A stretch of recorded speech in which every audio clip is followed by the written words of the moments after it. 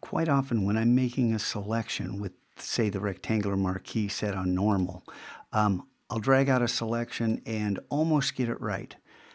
Then there's select, transform, selection, and going up there all the time just is a pain. So why not make a custom keyboard shortcut for it? So it's under select and then transform selection right here. Now, the problem with this is a Control Option Command T would be great, except that's trim. If we go to the right, Control Option Command R, well, that's our radial blur. So Control Option Command Y, which is right next to T, it's the way I remember it.